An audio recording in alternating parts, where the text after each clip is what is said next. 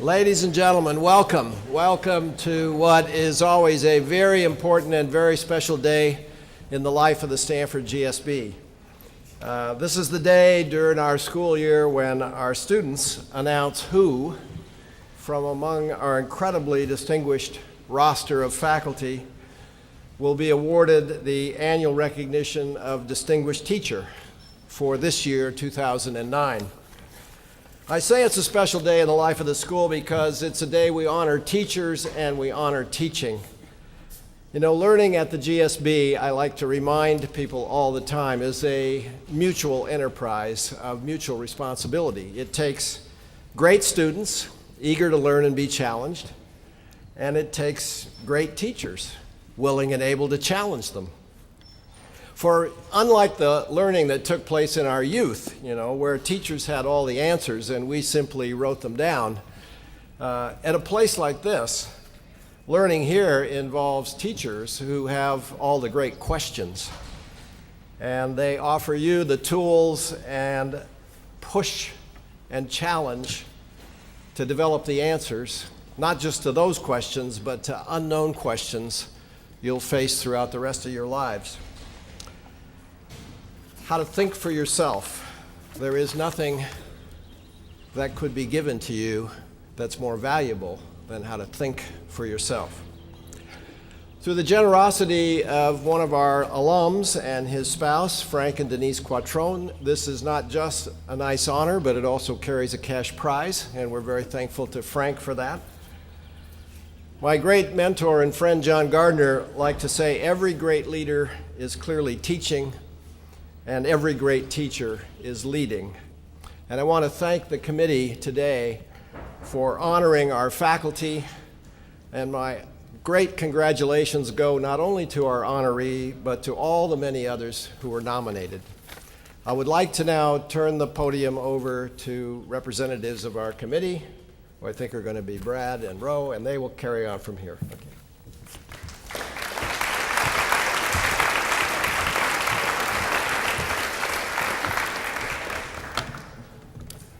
Dean Joss, Dean Krebs, faculty members, staff, fellow classmates, family members, and guests, welcome on this toasty afternoon. My name is Ronak Desai, and I'm an MBA 1. With me is Brad Hively, an MBA 2. It is our distinct honor today to introduce the 2008-2009 winner of the Stanford Graduate School of Business Distinguished Teaching Award. As most of you know, the Distinguished Teaching Award is one of the most highly respected academic traditions at the GSB.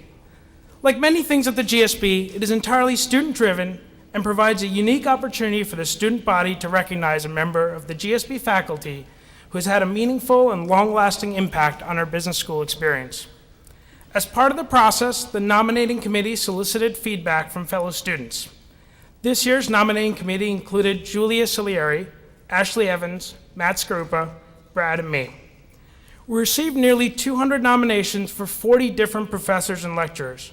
Many of the nominations highlighted how passionate professors were towards teaching and the extraordinary commitment they showed towards students.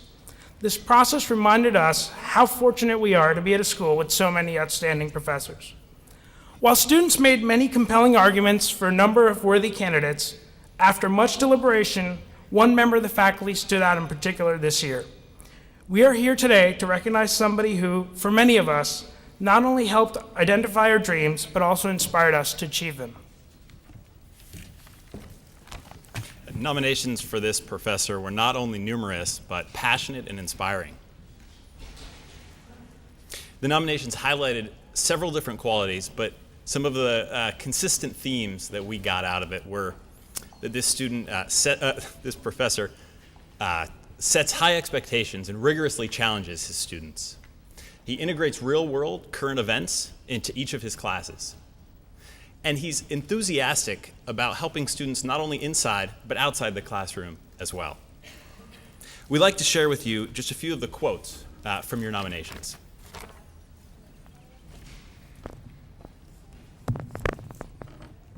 Okay. On the classroom experience, the class was passionate, intense, tough, humorous, and respectful. As one student noted, This professor provides simple and elegant explanations of the most difficult concepts.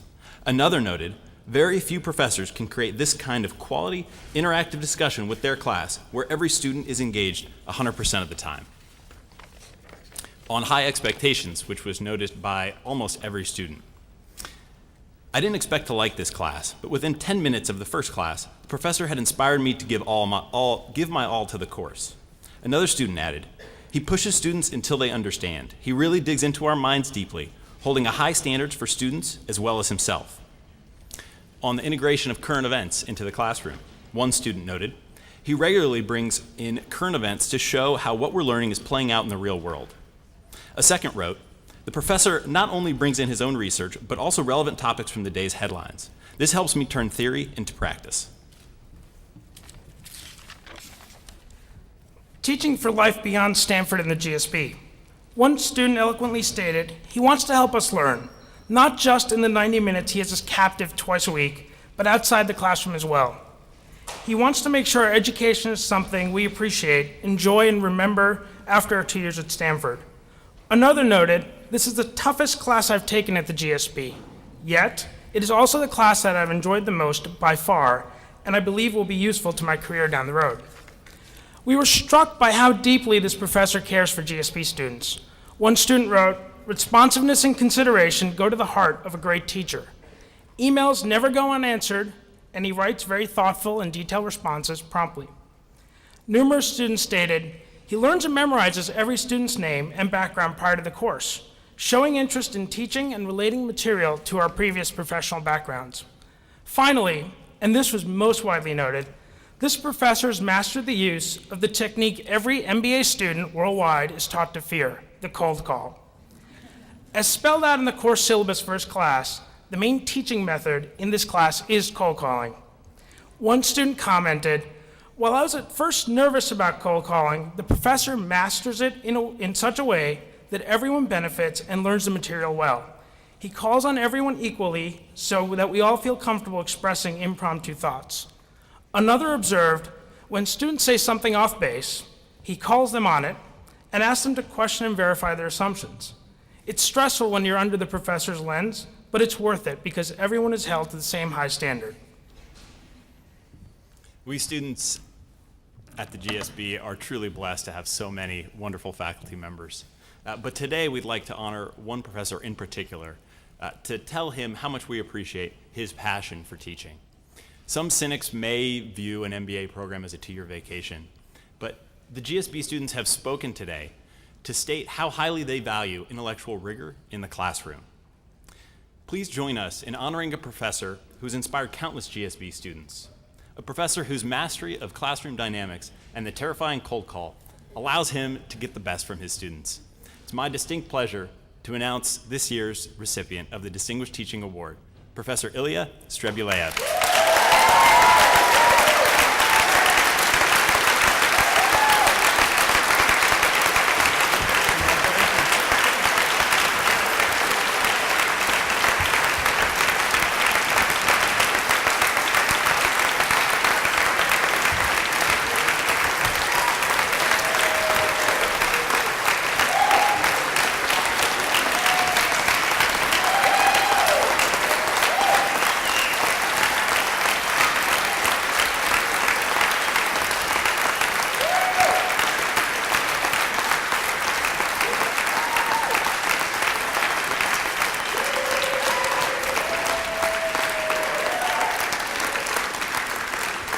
Thank you.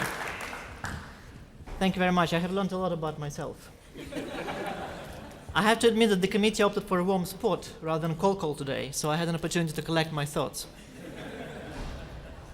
I am deeply flattered by this honor, and it is not easy to convey how much it means to me. It is a very special day for me. It's of course made even more special because the recipient of last year's award, who stood in my place exactly 1 year ago, Professor Gal Salona, has just been announced as our new dean, who will lead our school for many years to come. Upon learning that yesterday, I paused for a thought what this year's recipient should expect from the future, and whether the example set by Garth is a tempting one. Also, I hope that this honor sends a clear signal in this crisis year that finance people still can generate positive net present value. I have to clarify something that the committee members said. There are 3 questions I'm usually asked about my teaching style. First, where did I get the idea of cold calling? Second, is it really easy to memorize every single student name and background? And third, am I also really scary outside the classroom? My wife, who is here with us today, can provide details on the third question. She is over there. She actually sat in one of my classes at the time we were engaged because she did not believe I could be that tough. She approached me after the class. "Poor student," she said. "I could not imagine you were such a monster." Nevertheless, she went on marrying such a monster, and you can see a very serious 1-year-old chap with a bow tie over there. That is our son Daniel, and last year students of mine, I'm sure, remember his birth. He has changed a bit since then. As to the first question about the origins of cold calling, I have to reveal a secret. When I first came to Stanford 5 years ago, my colleagues told me, "Welcome, it is a fantastic place. It is the best place, but..." There were no buts when Stanford extended me an offer. But they said, "We have MBA students." That was a big surprise to me, of course. And they can get you. First-year professors are usually scared, and MBA students can go after them. Well, I did get scared. And when I thought about what to do about it, I decided that I should get you before you could get me. That is the origin of the cold calling and technique, and it seems that this strategy has worked. The biggest surprise in my first year teaching at the Graduate School of Business was how thoroughly I enjoyed it. And from my very first class, when I was scared for the first couple of minutes, to the class in Red October I taught yesterday, I cannot but wonder at the level of collaboration, feedback, challenge, and honestly thrill that I continue to experience. It is customary to say that our students stand for excellence in everything they do, including academic excellence. Or having spent a number of years in England, I can quote one of my friends, an very old-fashioned English gentleman who would have said, "There are absolutely first-class chaps." But if you were just that, I would enjoy being in a classroom. But frankly, I would not get a thrill from that. No, you collectively embody more than that. I have come to believe over the years, strongly and passionately, that in any class I teach at the Graduate School of Business, I do see in front of me the future leaders of our society, whose decisions will affect many, and whose judgment will change lives.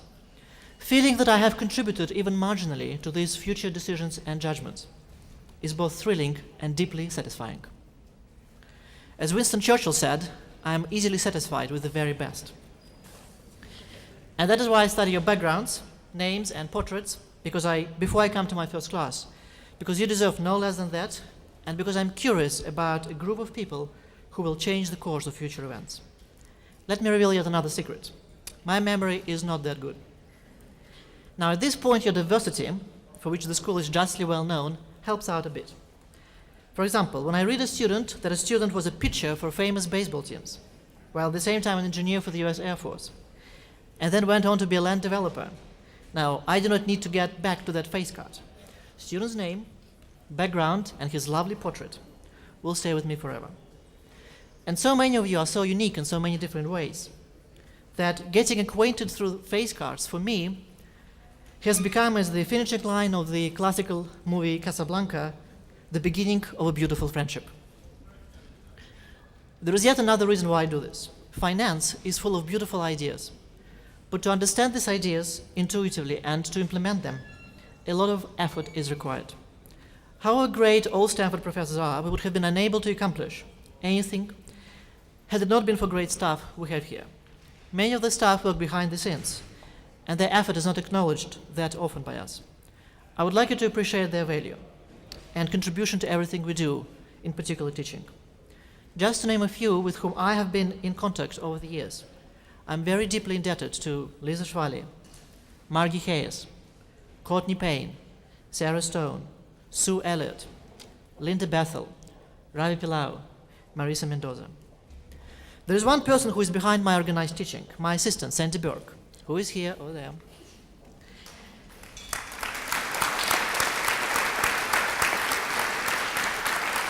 There is, frankly, if I disappear tomorrow, you will survive somehow. If Sandy disappears tomorrow, I do not know what will happen to all of us. Sandy, thank you very much. I came to Stanford's Graduate School of Business for a very simple reason. It has the most extraordinary faculty body in the world.